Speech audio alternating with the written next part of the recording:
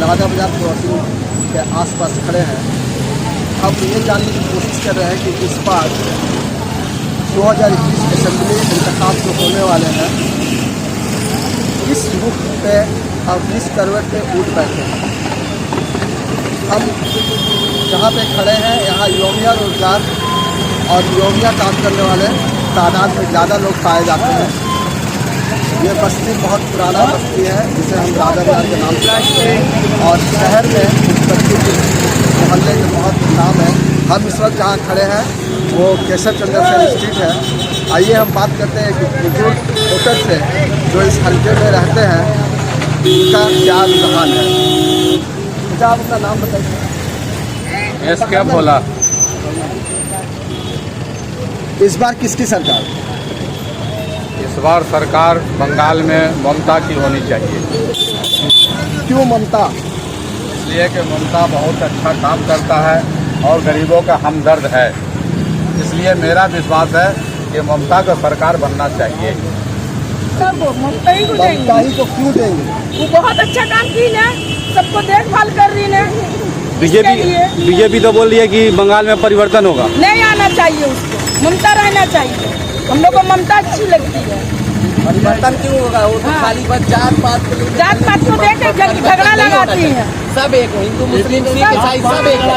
जब एक है तो इसमें कोई नहीं राय दो आइए। और जो जात पात को लेकर चल रहा है उसके लिए कोई हम लोगों के दिल में हिंदू मुसलमान का लड़ाई लगा रहा है। बीजेपी हिंदू मुसलमान का लड़ाई लगा रहा है। हम लोग चाहते हैं कि कोई जात पात नहीं, सब एक है। हम लोग हिंदू मुस्लिम झूठा वादा करता है, सब चीज झूठ बोलेगा, हर चीज झूठ बोलता है। गैस का दाम इतना बढ़ गया, तेल का दाम बढ़ गया, बोले हम बहुत कुछ कर रहे हैं। क्या कर रहे हैं? सही बात है, सब में दाम बढ़ा देश में भ्रष्टाचार हो रहा है, हिंदू मुसलमान का लड़ाई लगा रहा है। और इसके अलावा क्या बढ़ा दी। एक घर परिवर्तन, कोई परिवर्तन नहीं है। तो आप ममता को वोट देना चाहती हैं क्यों? बोल देती है। ममता बहुत कुछ की, हम लोग को बहुत बहुत मदद करी है। बीजेपी का तो कहना है कि हम आएंगे तो बंगाल को सोनार बांग्ला बनाएंगे।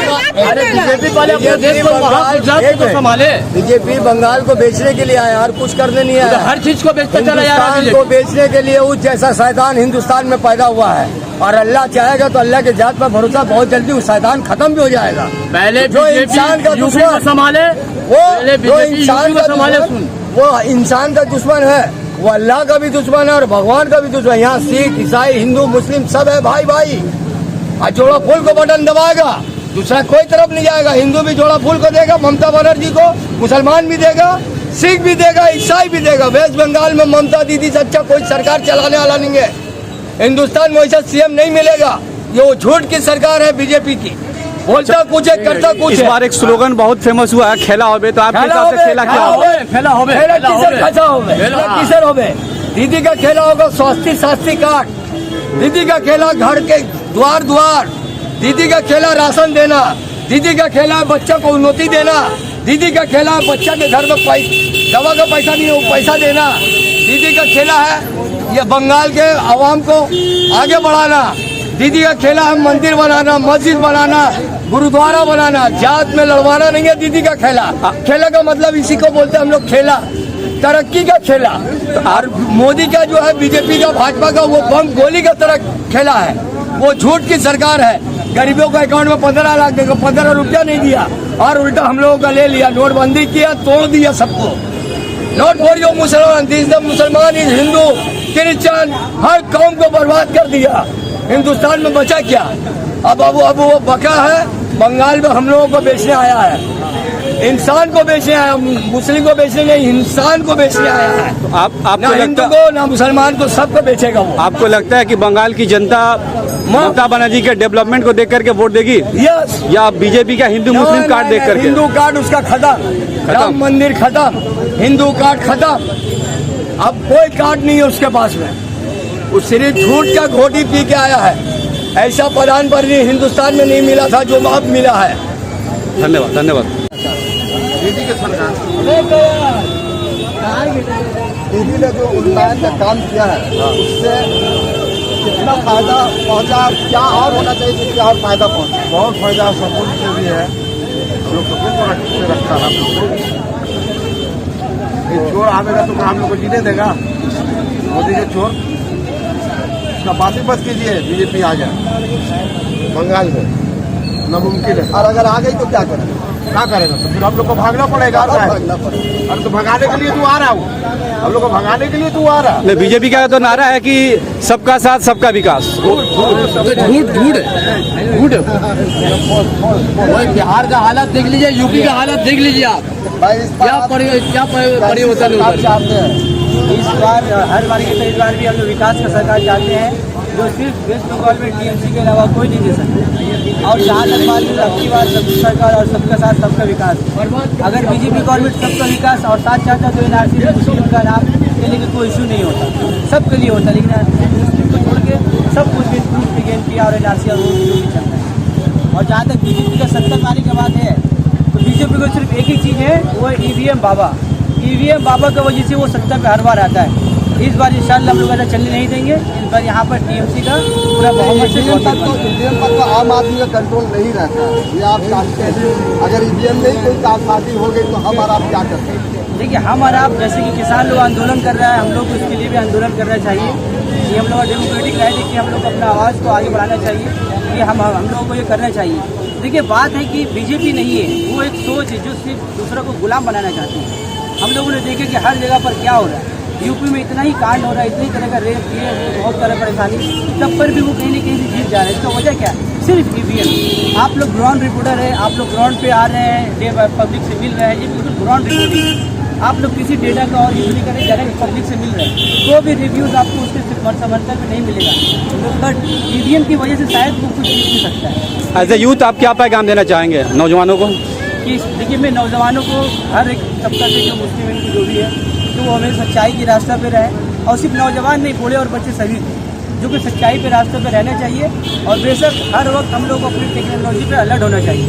टेक्नोलॉजी से मुराद जिस तरह से ईवीएम का आज मिस यूज़ किया जा रहा है, हम लोग यूथ बैच को उसके खिलाफ होकर के आगे बोलना चाहिए। और इसलिए कि देखिए, अगर हम लोग लाख कोशिश कर ले, आंदोलन कर ले, अगर ईवीएम उसके पास है, सुप्रीम कोर्ट का जो भी रवैया अब तक लगातार कंटिन्यू 2-3 साल में आ रहा है, बिल्कुल जाहिर है कि सुप्रीम कोर्ट भी एक बीजेपी हाउस हो रही है, तो हम लोग को उसके खिलाफ भी आवाज़ उठाना जरूरी है। देखिए, बंगाल में हिंदू मुस्लिम सब एक साथ बरसों से मिलकर एक साथ सदियों से रहते हैं, लेकिन आज माहौल ऐसा खराब किया जा रहा है कि एक दूसरे को तोड़ने की कोशिश की जा रही है। तो हम हिंदू मुस्लिम जो भी हैं, हम आपस में इस बात को क्यों नहीं समझ पाते, हम क्यों उनका शिकार हो जाते हैं? देखिए, आप बिल्कुल सही पॉइंट पर आए हैं, बोलने वाला था, बिकॉज आपने खुद इसका क्वेश्चन कर दिया। ऐसा कोई बात नहीं, हिंदू मुस्लिम वेस्ट बंगाल में बिल्कुल भाई भाई की तरह रहते हैं। आपको नहीं समझ में आ रहा है, आप मेरे साथ ये चलिए हरिजन बस्ती चलिए, मैं दिखाता हूँ, एक साथ काम करते हैं, एक साथ रहते हैं। ये सिर्फ मीडिया के माध्यम से, मीडिया में ही सिर्फ दिखाया जाता है कि हिंदू ने मुसलमान को मार दिया, मुसलमान ने हिंदू को मार दिया। मैं आपको क्या India I India I news के हिसाब से मैं आपको ये बता रहा हूँ कि देखिए, होता ये कि कोई भी पब्लिक नहीं चाहते कि लड़े। सिर्फ ये आपका मीडिया है कि आप लोग भी और ब्लॉग पे मीडिया करें। आप लोगों का मीडिया का काम ये है, भड़काओ भाषण की मीडिया है कि दोनों पक्षों से लाते हैं और लड़ाने का काम करते हैं। 4 बंदे यहाँ से, 4 बंदे वहाँ से। अरे मेरे कहने का है, हम लोग तो सब परेशान है, काम करिए। आप देखिए, किसान परेशान, नौजवान परेशान, और उसके अलावा बैंक सेक्टर भी परेशान। तो भैया खुश कौन है? वो खुश है जो भगवा चोला पहन के, वो भगवा चोला नहीं, जो बिल्कुल बीजेपी का आदमी। भगवा चोला तो एक रिलीजियस ड्रेस है जो सबको अपना पहनना चाहिए, जिसको मानता है, लेकिन उसके नाम पर, राम के नाम पर यहाँ पर लोगों को बदनाम करने की हिंदुओं को कोशिश की है। लेकिन वेस्ट बंगाल का यूथ और वेस्ट बंगाल का आवाम बिल्कुल समझदार है। इंशाल्लाह हम लोग किसी भी झांसे में नहीं आने वाले हैं, जिसका आप लोग कहीं न कहीं ग्राउंड रिपोर्टिंग में भी चीज़ को देख सकते हैं। अपना नाम बताओ। मेरा नाम मोहम्मद अफसर। आप अभी एक नौजवान साथी को सुन रहे थे जो यहाँ के वोटर हैं, उन्होंने अपनी बात बहुत साफ रखी कि हम हिंदू मुसलमान यहाँ नहीं होने देंगे, हमारा जो काम है हम वो करेंगे, हम भाईचारगी को बनाए रखेंगे। तो हम ले रहे हैं कि वो क्या चाहते हैं। कोई दोस्त बोलना चाहेंगे? हाँ, बांग्ला में दीदी को चाहिए, आप बांग्ला में ही बोलिए। दीदी के चाहिए और अपना नाम भी बताइए। বুদ্ধদেব বুদ্ধদেবদা, এবার দিদিকেই চাই, কারণটা কি? দিদি অনেক উন্নয়ন করছে দেশে। জেরাম মানে जैसे এরকম কন্যাশ্রী, সবুজ সাথী, খাদ্য সাথী, স্বাস্থ্য সাথী, কত প্রকল্প দিদি দিয়েছে। আপনি এখানে থাকেন না এখানকার আমি ভোটার? এখানে থাকি, মেদিনীপুরে থাকি, মেদিনীপুরে আমার প্রপার বাড়ি। ভোটার তো আপনি মেদিনীপুরে। আচ্ছা, ঠিক আছে। মানে আপনি নন্দীগ্রামের সম্বন্ধে কিছু বলতে পারবেন? নন্দীগ্রামে তো শুভেন্দু একদম সাফ হয়ে যাবে এবারে। আপনার হ্যাঁ, মানে খেলা হবে মির্জাপুর করেছে সবার সঙ্গে। দাদা মির্জাপুর করেছে। আপনি এখানেই থাকেন তো? আমি এখানে থেকে মেদিনীপুরে। अच्छा একটা যে বিজেপি ট্রাম্প কার্ডটা খেলে কি হিন্দুস্তান में हिंदू खतरे में है, তো আপনি এত বড় এলাকাতে আপনি চাচ্ছেন কি আপনি কোনো মুসলমান সব ভাই ভাই সব মিশে আছে, আপনার কোনো অসুবিধা নেই তো? না কোনো খতরা নাই, কারণ কোনো খতরা তো নাই। বিজেপির কত সৎ রয়েছে কি হিন্দু খতরে में ওদের যে স্লোগানটা রয়েছে কি হলো? দিচ্ছে সব ঢাবলা ছাড়ছে, এরকম কিছু নেই তো? নাই নাই। मोहम्मद उमर अवैस। अवैस साहब, हम लोग इंडिया आई न्यूज़ के जानिब से ओपिनियन पोल ले रहे हैं कि इस बार किसकी सरकार, आप क्या कहना चाहेंगे? सरकार तो इस बार तृणमूल की ही बनेगी। ये है कि सीटों का कमी बेसी हो सकता है। मैंने जो अपना अंदाज़ा निकाला, आंकड़ा निकाला है कि 160 से लेकर 180 के दरमियान में तृणमूल को सीट मिलेगी और दूसरी opposition party Bharatiya Janata party होगी। यानी असेंबली में इस बार अपोजिशन के सीट पे बीजेपी आने वाली है। हाँ, तो नहीं लगता कि आपको कांटे की टक्कर की लड़ाई है?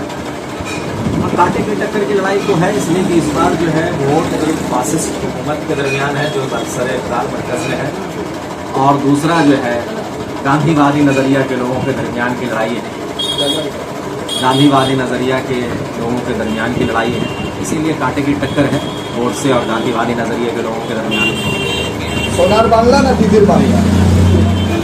देखिए, दीदीर बांग्ला हो या सोनार बांग्ला हो, हमें अमन पसंद बांग्ला चाहिए, और अभी जिस बांग्ला में हम रह रहे हैं इसे सोनार बांग्ला तो नहीं कह सकते, लेकिन ये है कि अमन है, शांति है। मुसलमान इकोनॉमिकली बहुत बदतर हाल में गुजर रहे हैं। पिछले 34 साल की हुकूमत को देखे या अभी के 10 साल की हुकूमत को देखे, मुसलमानों को बहुत ज़्यादा कुछ नहीं मिला है, फिर भी मुसलमान चाहते हैं कि हम अमन शांति से रहें। तो इनकी जो इकोनॉमिकली कंडीशन इतनी ख़राब है, इसको दूर करने के लिए इन्हें खुद मुख्तार होना है, और वो हो भी रहे। क्या चाहेंगे आने वाली सरकार से कि हुकूमत किस तरह का काम करे कि ये जो बेरोजगारी है, ये बेरोजगारी दूर हो, जो अनएम्प्लॉयड है वो एम्प्लॉय हो जाए, उनकी बेरोजगारी दूर हो।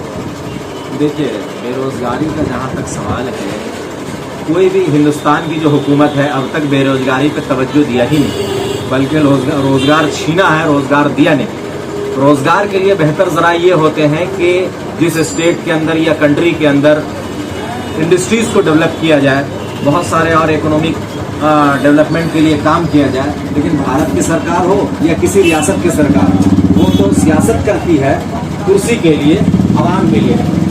इस बार एक नई पार्टी आई है, ISF, इंडियन सेकुलर फ्रंट, क्यों ज़्यादा अब्बास सिद्दीकी है। एक नई पार्टी आने से ममता के वोट पर कितना असर पड़ेगा, मुस्लिम वोटों के लिए नज़रिए से आप बताएं? देखिए, पहले तो ISF को मैं पार्टी मानता ही नहीं हूँ, इसलिए कि उसने जितने जल्दबाजी में पार्टी बनाया है, ना अब तक पार्टी का रजिस्ट्रेशन हुआ है, ना पार्टी का खुद का कोई सिंबल है। मैंने वो तो अब्बास साहब ने एक बचकाना हरकत किया कि आनंद फानंद में जैसे हर रोज एक सोसाइटियां बनती है, एक ऑर्गेनाइजेशन बनता है, उसी तरह से उन्होंने पार्टी का अनाउंसमेंट कर दिया और कैंडिडेट खड़े कर दिए। नतीजा ये हुआ कि बाहर से दूसरे पार्टी के नाम से उनको इलेक्शन लड़ना पड़ा, रजिस्ट्रेशन इनकी पार्टी की अब तक नहीं हुई है। लेकिन इस बात का खदशा है कि जो उनका पकड़ है मजहबी एतबार से, उसमें कुछ वोटों का नुकसान वो करेंगे। वोट 2-3 हज़ार वोट उनके MLA लाएंगे, कैंडिडेट लाएंगे, जिससे कि बीजेपी को कुछ फायदा पहुंचने का उम्मीद है और दीदी को नुकसान पहुंचेगा। बंगाल में बीजेपी पूरी जोर शोर से चाहती है कि उनकी सरकार हो।